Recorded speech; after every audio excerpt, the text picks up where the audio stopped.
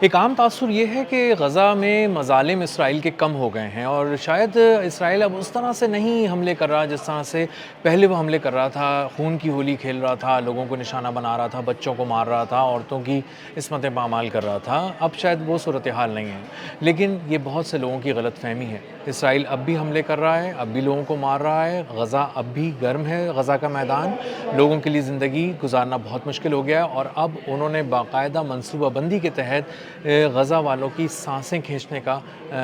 Plan بنا لیا ہے، اور بلکہ ان کی سانسیں کھینچ رہے ہیں، ان کے پاس سے پانی کھینچ دیا ہے۔ اور اس کی تفصیلات جب میں آپ کو بتاؤں گا تو آپ کو اندازہ ہوگا کہ صورتحال کس قدر کربناک ہے۔ میرا نام اظہر علی خان ہے اور آپ دیکھ رہے ہیں آج کی بات، اور آج ہم ڈسکس کریں گے غزہ کو، جس کو بہت سے لوگ بھول چکے ہیں یا غلط فہمی کا شکار ہیں کہ شاید اب اتنا کچھ وہاں پہ مسائل نہیں ہیں۔ اسرائیل ایک منظم حکمت عملی کے تحت وہاں پہ کام کر رہا ہے، شیطانی منصوبے پہ کام کر رہا ہے، مسلمانوں کی باقاعدہ اور منظم نسل کشی کر رہا ہے، اور وہاں پر اس بات کو یقینی بنا رہا ہے کہ بچوں کی کو تیزی سے قتل کیا جائے تاکہ جو مسلمانوں کی نسل ہے اس کو ختم کیا جا سکے۔ اب اس کے لیے وہ کر یہ رہے ہیں کہ انہوں نے اسپتالوں کو فوکس کر لیا ہے، کیونکہ باہر تو وہ نشانہ بنا ہی رہے ہیں، کبھی نوجوانوں کو مارتے ہیں، کبھی جو وہاں پہ پولیس کے لوگ ہیں وہ وہاں پہ موجود ہیں تو ان کو نشانہ بناتے ہیں، اور دنیا کو یہی پتہ ہے کہ شاید یہاں پہ کوئی سیز فائر ہوا ہے اور یہاں پہ کوئی غزہ میں اتنا مسئلہ نہیں ہے، اب شاید تھوڑا کھانے پینے کا مسئلہ ہوگا، لیکن وہاں پہ خون کی ہولی کھیلی جا رہی ہے۔ وہاں کے اسپتال اب بھی بہت بری کنڈیشن کے اندر ہیں، اسپتال پہ آج بھی ڈرون حملہ ہوا ہے اسرائیل کی جانب سے، اور وہاں پہ جو لوگ ہیں وہ بہت ہی مشکل میں ہیں جو اسپتال میں زیر علاج ہیں یا کسی بھی حوالے سے اپنی بیماری کا علاج کرانے کے لیے آتے ہیں۔ اب وہاں پہ جو واحد اس کا ایک آکسیجن پلانٹ ہے، جو غزہ کا آکسیجن پلانٹ ہے جہاں سے اسپتالوں کو گیس سپلائی ہوتی ہے، آکسیجن سپلائی ہوتی ہے، وہ آکسیجن پلانٹ بالکل ختم ہونے والا ہے، اور اس میں جو اس کی جو صلاحیت ہے وہ بالکل ختم ہونے والی ہے، اور بہت سے جو مریض ہیں، خاص طور پہ جو بچے ہیں، ان کی زندگیاں رسک پر ہیں۔ اس وقت بھی 3 بچے جو ہیں وہ انتقال کر گئے ہیں، بہت ہی چھوٹے تھے، یہ ابھی پیدا ہی ہوئے تھے، ان کو آکسیجن کی ضرورت تھی، ان کو آکسیجن صحیح سے سپلائی نہیں کی جا سکی۔ 39 بچے ایسے ہیں جن کی زندگیاں رسک پر ہیں، جن کے بارے میں جو فلسطین کی وزارت صحت ہے وہ بتا رہی ہے کہ ان بچوں کی حالت بہت بری ہے۔ 5,500 ایسے بچے ہیں جو ابھی دنیا میں نہیں آنے والے ہیں، 1 مہینے کے اندر ان کی ولادت متوقع ہے، اور وہاں پہ ان کے لیے اور ان کی ماؤں کے لیے کوئی انتظام نہیں ہے، بلکہ حالات بہت خراب ہیں۔ پری میچور بیبی جو بھی ہو رہا ہے، پری میچور بچہ جو بھی پیدا ہو رہا ہے، اس کی زندگی تقریباً 100% خطرے میں ہے غزہ میں، کیونکہ اس کو بچانے کے لیے بنیادی سے بھی جو انتظام ہوتا ہے، انکیوبیٹر ہوتی ہے، آکسیجن ہوتا ہے، اس کی وہاں پہ دستیابی نہیں ہے۔ اس بات کو یقینی بنایا گیا ہے کہ وہاں پہ میڈیکل کے آلات نہ پہنچ سکیں، اور جو بھی چیز اب ختم ہوتی جا رہی ہے وہ دوبارہ سے وہاں پر نہ آئے، جو رکھی ہوئی ہے وہ بھی بس تیزی سے ختم ہو جائے۔ زخمیوں کی تعداد بہت تیزی سے بڑھ رہی ہے، بہت سے لوگ زخمی کیے جا رہے ہیں، جب وہ اسپتال آ رہے ہیں تو ان کے لیے پین کلرز نہیں ہیں، ان کے لیے جو سرجریز کرنے کے لیے سہولتیں ہیں وہ بھی دستیاب نہیں ہیں۔ ایک سرجن کو صرف اس لیے گولی مار دی گئی اور اس کو جان سے مار دیا گیا کیونکہ وہاں پر وہ واحد سرجن اویلیبل تھا۔ جو الشفا ہاسپٹل ہے، غزہ کا سب سے بڑی میڈیکل فیسلٹی ہے، اس کی حالت بہت بری ہے۔ بہت سے ایسے اسپتالوں کی اور میڈیکل فیسلٹیز کی حالت یہ ہے کہ وہاں پر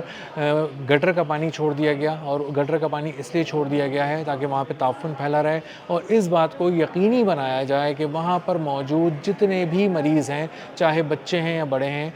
وہ ذہنی اذیت سے دوچار رہیں، تعفن کے اندر ہی گھرے رہیں، اور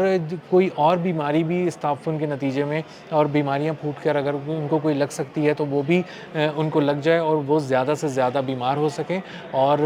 ایک سے زیادہ بیماری کا علاج وہاں پر نہ کرا سکیں، کیونکہ دوائیں بھی نہیں ہیں، اور ڈاکٹر اگر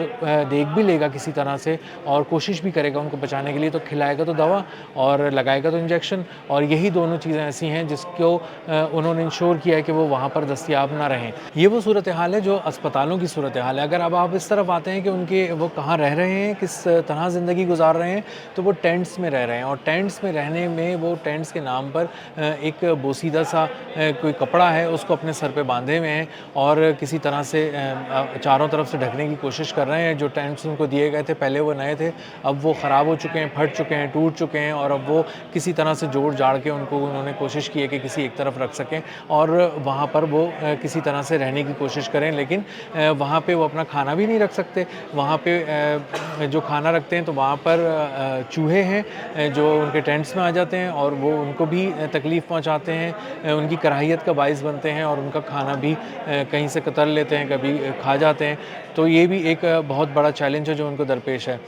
گرم نہیں کر سکتے آپ کچھ بھی, وہاں پہ آگ ہی دستیاب نہیں ہے, آگ کو جلانے کے لیے کوئی انتظام نہیں ہے. گیس تو خیر آنی نہیں تھی وہاں پہ, اور گیس کی پرائس بھی ایک جگہ خان یونس کے اندر بتائی جا رہی ہے ایک سوشل میڈیا پوسٹ کے ذریعے کہ $70 کی 1 کلو گیس مل رہی ہے خان یونس میں, جو غزہ کے قریب ہی ہے, تھوڑا سا فاصلے پر ہے. اور وہاں پر بھی وہی مظالم ہیں اسرائیل کے جو غزہ میں مظالم ہیں, خان یونس میں $70 فی کلو کے حساب سے گیس مل رہی ہے. اور یہ بھی صرف ایک ریٹ ہے, ایسا نہیں ہے کہ اگر آپ کی جیب میں $70 ہیں تو آپ جا کے 1 کلو گیس لے لیں گے. گیس دستیاب ہی نہیں ہے, اور دستیاب نہ ہونے کی وجہ سے ایک تو گیس دستیاب نہیں ہے, دوسرا لکڑیاں وہاں سے غائب کر دی گئی ہیں کہ کسی طرح آپ اس کو جلا نہ لیں اور اپنے لیے کوئی حرارت پیدا نہ کر لیں, کسی طرح سے آپ اپنا کھانا اور پانی گرم نہ کر لیں. اب جو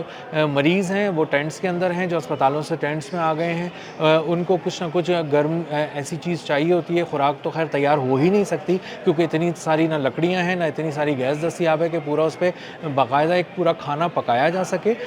وہاں پہ تھوڑا بہت جو کچھ مل جاتا ہے آپ اس کو گرم بھی نہیں کر سکتے اور اس کو ویسے ہی آپ کو کھانا پڑتا ہے. جہاں کہیں سے ٹوٹی پھوٹی کچھ تھوڑی بہت سوکھی لکڑیاں مل جاتی ہیں, اس کے کچھ ٹکڑے مل جاتے ہیں, ان کو جلانے کی کوشش کی جاتی ہے اور اس سے کھانا گرم کرنے کی کوشش کی جاتی ہے. تو ایسے ایسے مناظر ویڈیوز کے میں سامنے آ رہے ہیں جو دل دہلا دیتے ہیں. اور کوئی بھی نرم دل, اس کے لیے مسلمان ہونا ضروری نہیں ہے, کوئی بھی نرم دل ہوگا وہ اس کو دیکھے گا تو اس کو اندازہ ہوگا کہ ایک انسان, جیتا جاگتا انسان کس قدر کربناک زندگی گزار رہے ہیں اور بلا وجہ اس کے اوپر اس کو اس زندگی کے اندر رکھا ہوا ہے, ایک منظم سازش کے تحت رکھا ہوا ہے. اور باقاعدہ یہ سازش کی گئی ہے کہ وہ کہیں بہتر ہوا میں فضا میں سانس نہ لے لے یا پھر وہ کچھ بہتر کھا نہ لے. اب اس کے بعد جب وہ پینے کی باری آتی ہے تو ان کو پانی دستیاب ہے. پانی جو دستیاب ہے وہ تمام ایسی جگہیں جہاں سے پانی زمین سے نکل رہا تھا سیمنٹ بھر کر بند کر دی گئی ہیں. جو پانی کی فیسلٹیز ہیں ان کو تباہ کر دیا گیا ہے کہ کسی طرح صاف پانی نہ مل سکے, اور جو پانی اگر آپ کو پینا پڑے تو اس کو یقینی بنایا گیا ہے کہ وہ گندا ہونا چاہیے, کنٹامنیٹڈ آلودہ پانی ہونا چاہیے, اور اگر وہ آپ پئیں تو ہر صورت بیمار ہو جائیں. تو غزہ کے لوگوں پر ہر طرف سے آزمائش ہے, بہت زیادہ ان کی زندگی مشکل میں ہے, اور وہ ہر طرف سے اسرائیل کی ایک تو مظالم سہ رہے ہیں, گولیوں سے ان کو نشانہ بنایا جاتا ہے, خون ان کا بہتا ہے, اسپتال جاتے ہیں تو وہاں علاج نہیں ہو پاتا, دوا ان کے لیے دستیاب نہیں ہے, بیسک پین کلرز دستیاب نہیں ہیں, انجیکشنز دستیاب نہیں ہیں جس کے ذریعے انہیں فوری ریلیف مل سکے. ایک دوسرے کو دلاسا دیتے ہیں, اچھے دنوں کی امید کی بات کرتے ہیں تاکہ کسی طرح دل کو کوئی ڈھارس مل سکے, کیونکہ ان کے پاس اب صرف الفاظ بچے ہیں. سچویشن میں اب ان کے پاس کچھ بھی نہیں بچا ہے سوائے الفاظ کے. تو اپنے ایک دوسرے کا دکھ بانٹنے کی کوشش کرتے ہیں. نہ پانی ہے, نہ گیس ہے, نہ آکسیجن ہے, اور نہ کھانا دستیاب ہے, اور نہ دوائیں دستیاب ہیں. ہر طرف سے ان کے لیے زندگی مشکل بنا دی گئی ہے. صرف وزارت صحت کے اگر اعداد و شمار دیکھیں تو اس میں اندازہ ہوتا ہے کہ 20,000 ایسے پیشنٹس ہیں جو انتظار کر رہے ہیں کہ کسی طرح ان کا ٹائم ملے تو ان کا نمبر آئے تو وہ اسپتالوں میں اپنا چیک اپ کرا سکیں. ان کو بہت عرصے سے کوئی وقت نہیں مل پا رہا کیونکہ ڈاکٹرز ایک تو ہیں بہت کم, دوسرے وہ دستیاب ہی نہیں ہیں. ہر وقت وہ ایمرجنسی کی سچویشن میں رہتے ہیں تو وہ کہاں سے کسی کا علاج کر سکیں گے. بہت سے ایسے لوگ ہیں, کوئی 1500 ایسے لوگ ہیں جو صحیح میڈیکل ٹریٹمنٹ نہ ملنے کی وجہ سے, دوائیں نہ ہونے کی وجہ سے, سرجریز وقت پہ نہ ہونے کی وجہ سے, مرہم پٹی وقت پہ نہ ہونے کی وجہ سے وہ اپنی زندگیاں گنوا بیٹھے ہیں. 1,500 لوگ تو ایسی دنیا سے چلے گئے. تو ہر طرف سے ایک مشکل ہے, اور اسرائیل نے اس بات کو یقینی بنایا ہے, نتنیاہو نے اس بات کو یقینی بنایا ہے کہ ایران جنگ میں کہیں یہودی غزہ پر مظالم کرنا نہ بھول جائیں, اس پہ بم برسانا نہ بھول جائیں. اور بم اس طرح سے نہیں برسا رہے وہ لوگ کیونکہ انہیں پتہ ہے کہ عمارتیں وہ تباہ کر چکے ہیں, پورے غزہ کو وہ